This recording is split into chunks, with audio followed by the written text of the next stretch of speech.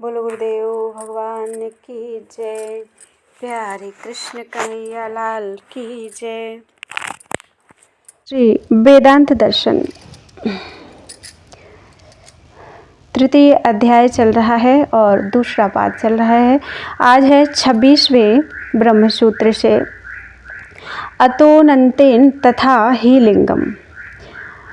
अतः means in ऊपर बताए हुए कारणों से यह सिद्ध हुआ कि अनंतेन मीन्स वह ब्रह्म अनंत दिव्य कल्याणमय गुण समुदाय से संपन्न है। ही मीन्स क्योंकि, तथा मीन्स वैसे ही, लिंगम मीन्स लक्षण उपलब्ध होते हैं। व्याख्या। पूर्वोक्त कारणों से यही सिद्ध होता है कि वह परब्रह्म परमेश्वर सत्य संकल्पता, सर्वज्ञता, सर्वशक्तिमत्ता, सौहार्द, पतित पावनता, आनंद, विज्ञान, असंगता और निर्विकारता आदि असंख्य कल्याणमय गुण समुदाय से संपन्न और निर्विशेष है। समस्त गुणों से रहित भी है, क्योंकि श्रुति में ऐसा ही लक्षण मिलता है। श्वेताश्वतरोपनिषद 3:8-21। संबंध। अब परम पुरुष और उसकी प्रकृति भिन्न है या अभिन्न, इस विषय पर विचार करने के लिए प्रकरण आरंभ किया जाता है। यहाँ पहले यह बात बताई जाती है कि शक्ति और शक्तिमान में किस प्रकार अभेद है। उभय व्यपदेशात् त्वहि कुंडलवत्। 27वां ब्रह्मसूत्र। उभय व्यपदेशात् मीन्स दोनों प्रकार का कथन होने से, अहि कुंडलवत् सर्प के कुंडलाकारत्व की भांति, तू मीन्स ही, उसका भाव समझना चाहिए। व्याख्या।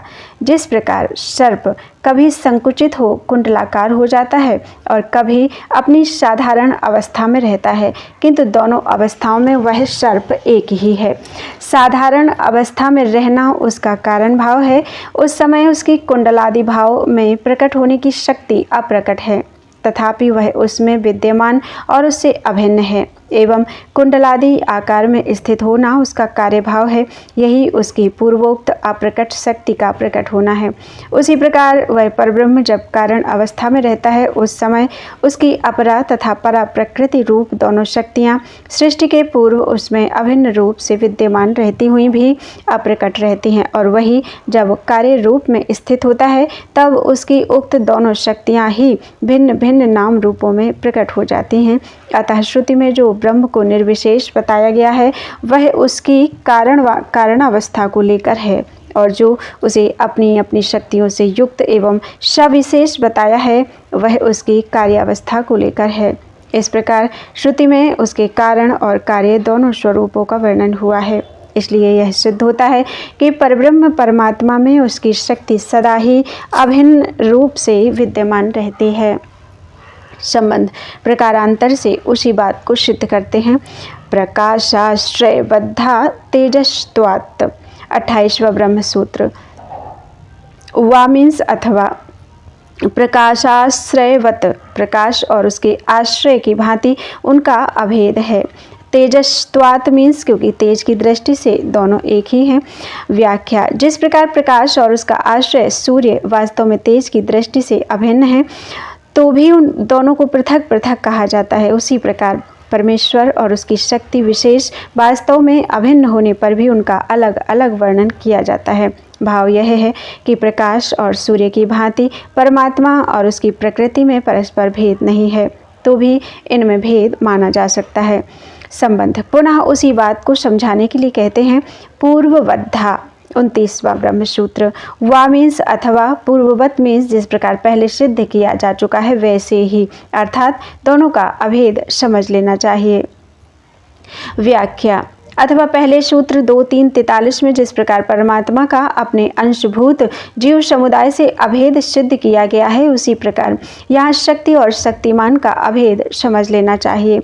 संबंध। शक्ति और शक्तिमान के अभेद का मुख्य कारण बताते हैं। प्रतिषेधाच्च।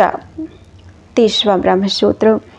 च मीन्स तथा, प्रतिषेधात् मीन्स दूसरे का प्रतिषेध होने से भी अभेद ही सिद्ध होता है। व्याख्या। श्रुति में कहा गया है कि यह जगत प्रकट होने से पहले एकमात्र परमात्मा ही था, दूसरा कोई भी चेष्टा करने वाला नहीं था। ऐतरेय उपनिषद 1:1-1।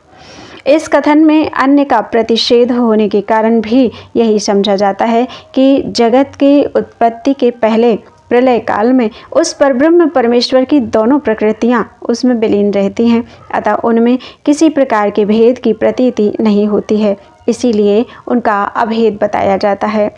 संबंध यहाँ तक उस परब्रह्म परमात्मा का अपनी दोनों प्रकृतियों से अभेद किस प्रकार है, इसका स्पष्टीकरण किया गया। अब उन दोनों से उसकी विलक्षणता और श्रेष्ठता का प्रतिपादन करते हैं। परमतः शेतून्मान संबंध भेदव्यपदेशेभ्यः 31वां ब्रह्मसूत्र। अतः मीन्स इस जड़ चेतन रूप दोनों प्रकृतियों के समुदाय से परम मीन्स वह ब्रह्म अत्यंत श्रेष्ठ है। सेतून्मान संबंध भेदव्यपदेशेभ्यः मीन्स क्योंकि श्रुति में सेतु, अनुमान, संबंध तथा भेद का वर्णन करके यही सिद्ध किया गया है। व्याख्या। इस जड़ चेतनात्मक समस्त जगत की कारणभूता जो भगवान की अपरा एवं परा नाम वाली दो प्रकृतियां हैं। गीता अध्याय 7 4-5 श्लोक। श्वेताश्वतर उपनिषद 1-10 में जिनका क्षर और अक्षर नाम से वर्णन हुआ है। श्रीमद् भगवद गीता में कहीं क्षेत्र और क्षेत्रज्ञ नाम से अध्याय 13 का पहला श्लोक तथा कहीं प्रकृति और पुरुष नाम से अध्याय 13 का 19वां श्लोक जिनका उल्लेख किया गया है। उन दोनों प्रकृतियों से तथा उन्हीं के विस्तार रूप इस दृश्य जगत से वह परब्रह्म पुरुषोत्तम सर्वथा विलक्षण एवं परम श्रेष्ठ है। गीता अध्याय 15वां 7वां श्लोक। क्योंकि वेद में उसकी श्रेष्ठता को सिद्ध करने वाले 4 हेतु उपलब्ध होते हैं। नंबर 1 सेतु, नंबर 2 अनुमान, नंबर 3 संबंध और नंबर 4 भेद का वर्णन। सेतु का वर्णन श्रुति में इस प्रकार आया है। अथ या आत्मा ससेतुर विधृति ही। छांदोग्य उपनिषद 8:4-1। यह जो परमात्मा है यही सबको धारण करने वाला सेतु है। एष सेतुर विधरणः। बृहदारण्यक उपनिषद 4:4-22। यह सबको धारण करने वाला सेतु है इत्यादि। दूसरा हेतु है अनुमान का वर्णन। अनुमान का वर्णन है सबसे बड़ा माप, महत् परिमाण। श्रुति में उस परमेश्वर को सबसे बड़ा बताया गया है। तावानस्य महिमा ततो ज्यायांश्व पुरुषः पादोश्च सर्वाभूतानि त्रिपादस्यामृतम दिवि। छांदोग्य उपनिषद 3:12-6। उतनी उसकी महिमा है, वह परम पुरुष परमात्मा इससे भी श्रेष्ठ है। संपूर्ण भूत प्राणी इसका एक पाद है और शेष 3 अमृत स्वरूप पाद अप्राकृत परम धाम में है। तीसरा हेतु है संबंध का प्रतिपादन। परब्रह्म परमेश्वर को पूर्वोक्त प्रकृतियों का स्वामी, शासक एवं संचालक बताकर श्रुति ने इसमें स्वामी सेवक भाव, शास्य शासक भाव तथा नियंतव्य भाव रूप संबंध का उत्पादन किया है। जैसे ईश्वरों के भी परम महेश्वर, देवताओं के भी परम देवता, पतियों के भी परम पति, समस्त ब्रह्मांड के स्वामी एवं स्तुति करने योग्य उस प्रकाश स्वरूप परमात्मा को हम जानते हैं। यह मंत्र पृष्ठ 77 में आ चुका है। श्वेताश्वतर उपनिषद 6-7।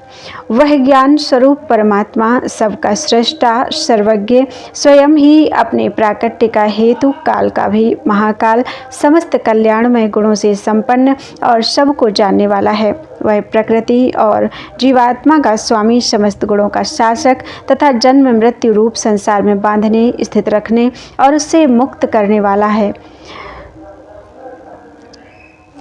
स विश्वकृद विश्वविदात्मयोनिर्ज्ञः कालकारो गुणी सर्वविद यः प्रधान छिद्रज्ञ पतिर्गुणेशः संसार मोक्ष स्थिति बंध हेतु।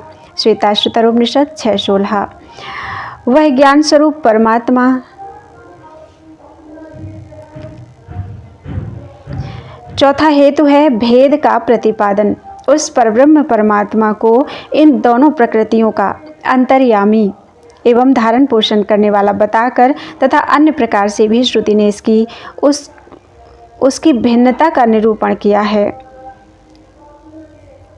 इन सब कारणों से यही सिद्ध होता है कि वह सर्वशक्तिमान, सर्वज्ञ, सर्वांतर्यामी, सर्वाधार, सबका स्वामी परमात्मा अपनी दोनों प्रकृतियों से अत्यंत विलक्षण और परम श्रेष्ठ है। क्योंकि इन श्रुतियों में कहा हुआ उन परमात्मा का स्वरूप दिव्य, अलौकिक और उपाधि रहित है तथा उस पर ब्रह्म को जानने का फल परम शांति की प्राप्ति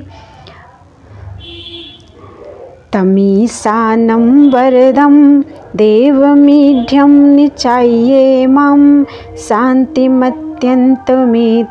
श्वेताश्वतर उपनिषद 4:11।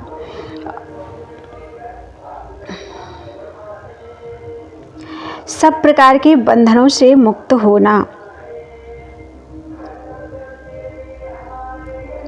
ज्ञात्वा शिवं शान्तिमन्त्यमेति। श्वेताश्वतर उपनिषद 4:14। तमाप्यमस्थं येनु अपश्यन्ति धीरास्तेयां शान्तिः शाश्वती नेतरेषां। कठोपनिषद 2:2-13। शारदा देवं सर्वपाशापहानिः। श्वेताश्वतर उपनिषद 1:11। सब प्रकार के बंधनों से मुक्त होना तथा अमृत को प्राप्त होना बताया गया है।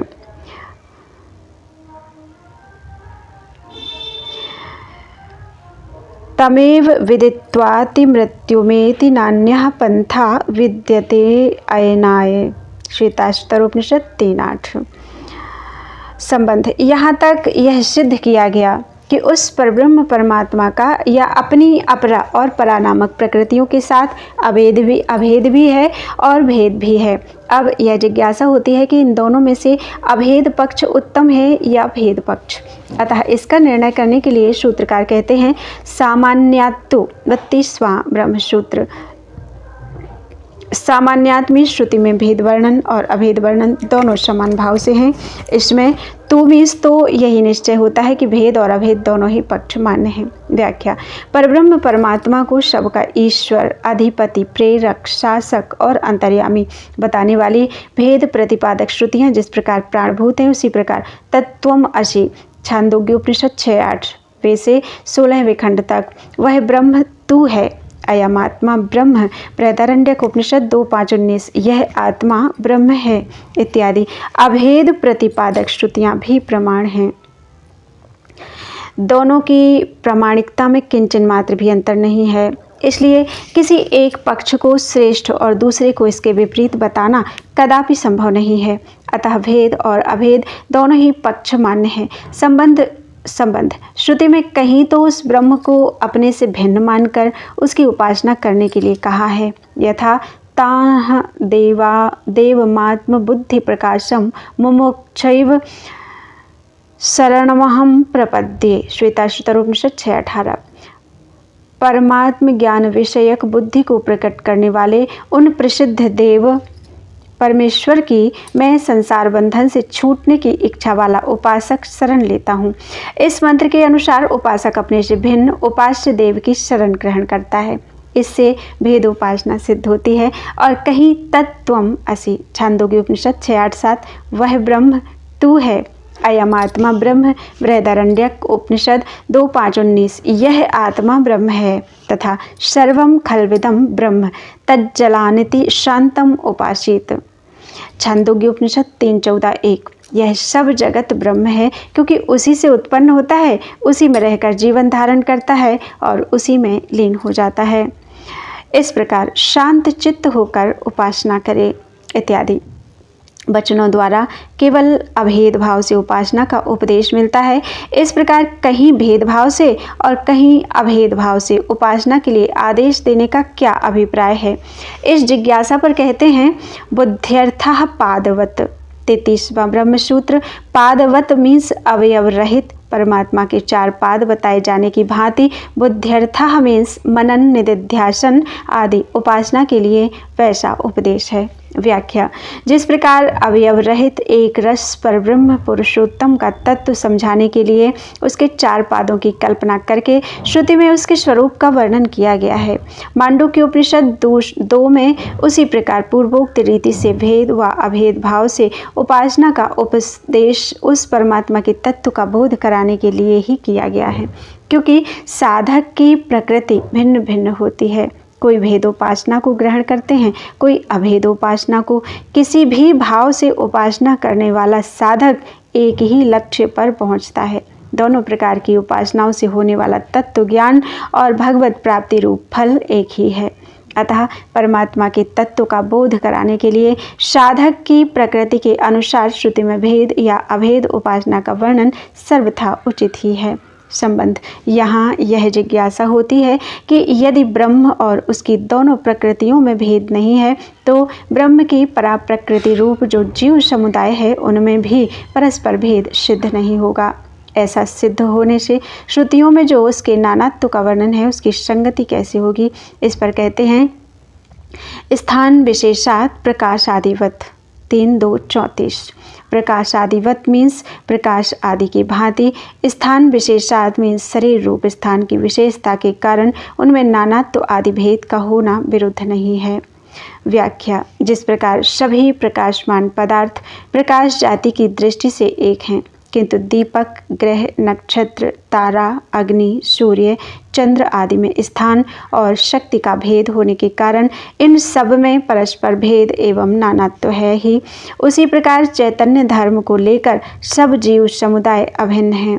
तथापि जीवों के अनादि कर्म संस्कारों का जो समूह है उसके अनुसार फल रूप में प्राप्त हुए शरीर, बुद्धि एवं शक्ति आदि के तारतम्य से उनमें परस्पर भेद होना असंगत नहीं है। संबंध। उसी बात को दृढ़ करने के लिए कहते हैं उपपत्तेश्च 35वां ब्रह्म सूत्र। उपपत्ते मीन्स श्रुति की संगति से, चा मीन्स भी, यही बात सिद्ध होती है। व्याख्या। श्रुति में जगत की उत्पत्ति से पहले एकमात्र अद्वितीय परमात्मा की ही सत्ता बताई गई है। फिर उसी से सबकी उत्पत्ति का वर्णन करके उसे सबका अभिन्न निमित्तोपादान कारण सिद्ध किया गया है। उसके बाद तत्त्वमसि वह ब्रह्म तू है इत्यादि वचनों द्वारा उस परमात्मा को अपने से अभिन्न मानकर उसकी उपासना करने के लिए उपदेश दिया गया है। फिर उसी को भोक्ता, भोग्य आदि से युक्त इस विचित्र जड़ चेतनात्मक जगत का सृष्टा, संचालक तथा जीवों के कर्मफल, भोग एवं बंध मोक्ष की व्यवस्था करने वाला कहा गया है। जीव समुदाय तथा उनके कर्म संस्कारों को अनादि बताकर उनकी उत्पत्ति का निषेध किया गया है। इन सब प्रसंगों पर विचार करने से यही सिद्ध होता है कि जीव समुदाय चैतन्य जाति के कारण तो परस्पर एक या अभिन्न है, परंतु विभिन्न कर्म संस्कार जनित सीमित व्यक्तित्व के कारण भिन्न भिन्न है। प्रलय काल में सब जीव ब्रह्म में विलीन होते हैं, सृष्टि के समय पुनः उसी से प्रकट होते हैं तथा ब्रह्म की ही परा प्रकृति के अंतर्गत होने से उसी के अंश हैं। इसलिए तो वे परमात्मा से अभिन्न कहलाते हैं और परमात्मा उनका नियामक है तथा समस्त जीव उसके नियम में हैं। इस कारण वे उस ब्रह्म से भी भिन्न हैं और परस्पर भी, यही मानना युक्ति संगत है। संबंध।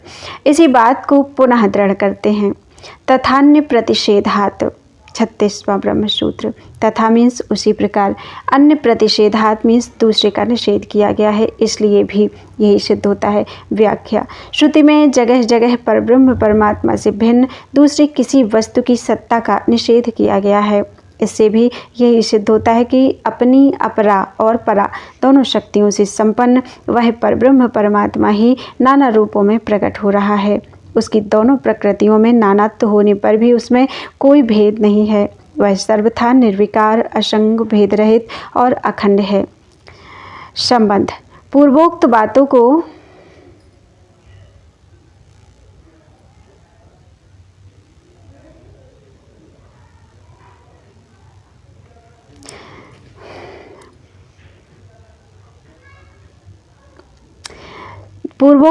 को ही सिद्ध करने के लिए दूसरी युक्ति प्रस्तुत करते हैं।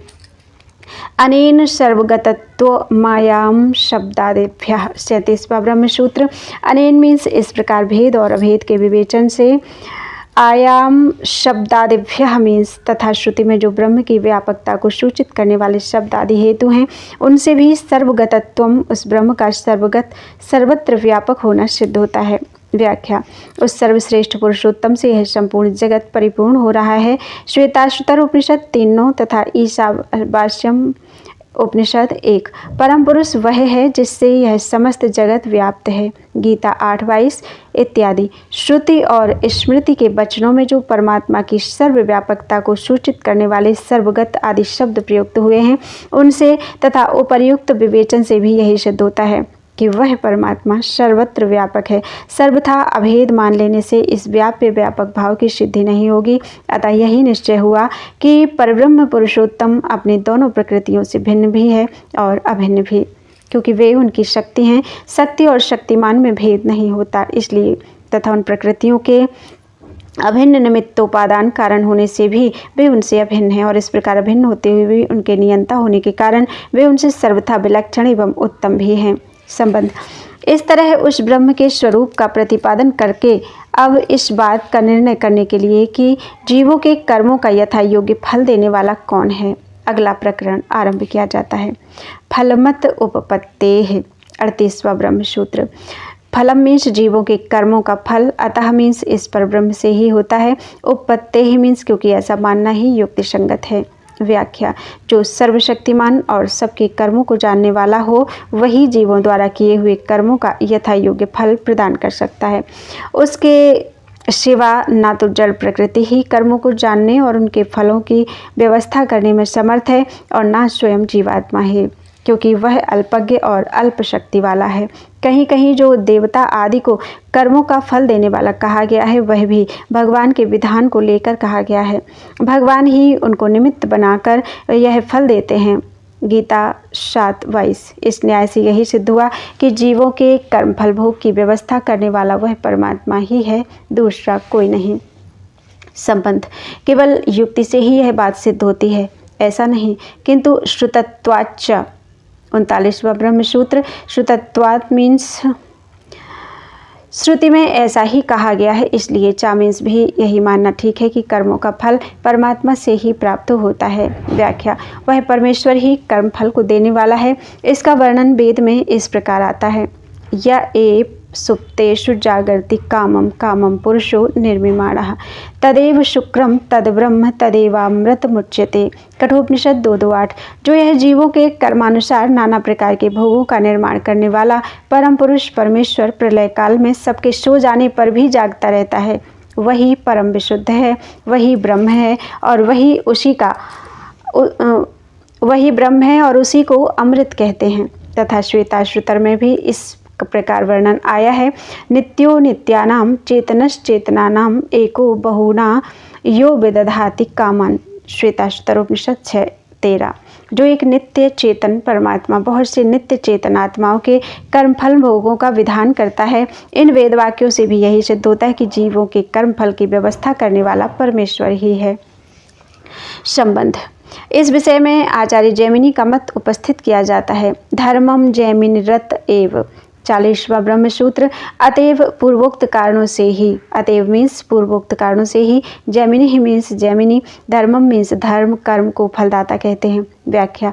जैमिनी आचार्य मानते हैं कि उक्ति और वैदिक प्रमाण इन दोनों कारणों से यह सिद्ध होता है कि धर्म अर्थात कर्म ही फल का दाता है, क्योंकि यह प्रत्यक्ष देखा जाता है कि खेती आदि कर्म करने से अन्न की उत्पत्ति रूप फल होता है। इसी प्रकार वेद में भी अमुक फल की इच्छा हो तो अमुक कर्म करना चाहिए, ऐसा विधिवाक्य होने से यही सिद्ध होता है कि कर्म स्वयं ही फल देने वाला है, उसमें भिन्न किसी कर्म फलदाता की कल्पना आवश्यक नहीं है। संबंध। आचार्य जैमिनी के इस कथन को अयुक्त सिद्ध करते हुए सूत्रकार अपने मत को ही उपादेय बताते हैं। पूर्वम तु बादरायणो हेतु व्यपदेशात् 41वां ब्रह्म सूत्र। तु मीन्स परंतु, बादरायण मीन्स वेद व्यास जी, पूर्वम मीन्स पूर्व कथनानुसार परमेश्वर को ही कर्म फलदाता मानते हैं। हेतु व्यपदेशाद मीन्स क्योंकि वेद में उसी को सब का कारण बताया गया है, इसलिए जैमिनी का कथन ठीक नहीं है। व्याख्या। सूत्रकार व्यास जी कहते हैं कि जैमिनी जो कर्म को ही फल देने वाला कहते हैं वह ठीक नहीं है। कर्म तो निमित्त मात्र होता है, वह जड़, परिवर्तनशील और क्षणिक होने के कारण फल की व्यवस्था नहीं कर सकता। अतः जैसा कि पहले कहा गया है, वह परमेश्वर ही जीवों के कर्मानुसार फल देने वाला है, क्योंकि श्रुति में ईश्वर को ही सबका हेतु बताया गया है। बोलो वृंदावन बिहारी लाल की जय। त्वदीयं वस्तु गोविंद तुभ्यमेव समर्पये। तेन त्वदङ्घ्रिकमले रतिं मे यच्छ शाश्वतीं।